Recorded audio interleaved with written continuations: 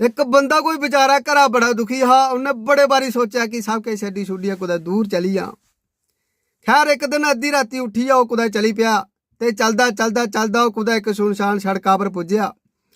जियां ओह् सड़क क्रॉस लगा करन ते इन्ने चिरे गी उसी पिच्छुआं कुसै ने बाज मारी कि ओह् भाई जाने आह्लेआ इक मिंट रुकी जा। बंदा खड़ोई जा, उन्हें पिच्छे मुड़ियै दिक्खेआ ते उत्थे कोई भी नहीं। ते इन्ने चिरे गी उस्सै सुनसान सड़का पर एक ट्रक इन्नी स्पीड दा लंघिया, इन्नी स्पीड दा लंघिया कि जे ओह् बंदा ओह् बाज सुनियै नहीं रुकदा ते ओह्दी मौत उत्थे पक्के ही। खैर ओह्दे बाद बंदा फिर चली पिया, चलदा चलदा चलदा बेचारा कुदै प्हाड़ी इलाके च पुज्जिया ते उत्थे पुज्जियै ओह् बेचारा इक प्हाड़ी दे थल्ले लंघन लगा ते इन्ने चिरे गी उसी दोबारा कुसै ने बाज मारी कि ओह् भाई जाने आह्ले इक मिंट रुकी जा।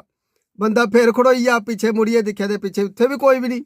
ते इन्ने चिरे गी ओह् सारा दा सारा प्हाड़ थल्ले डिग्गी आ। जे ओह् बंदा इक सकैंड भी नहीं हा रुकदा ना ते ओह् सारा प्हाड़ ओह्दे उप्पर आई जाना हा ते उन्नै उत्थे गै दबोइया मरी जाना हा। बंदा दमै हत्थ जोड़ियै खड़ोइया ते उस बचाने आह्ले फरिश्ते गी आखन लगा, हे प्रभु तुस कौन हो जेह्ड़ा मिगी हर बार हर मुसीबत कोला बचाई लैंदा? तुस ओल्लै कुत्थे जेल्लै मेरा ब्याह होआ दा हा, तुसें ओल्लै मिगी की नहीं बचाया? ते प्रभु होर आखन लगे, बच्चा बाजा ते मिगी ओल्लै भी बथेरियां मारियां हा पर तू सुनिया नहीं, डीजे आह्ले ने धमाका बड़ा सुट्टे दा हा।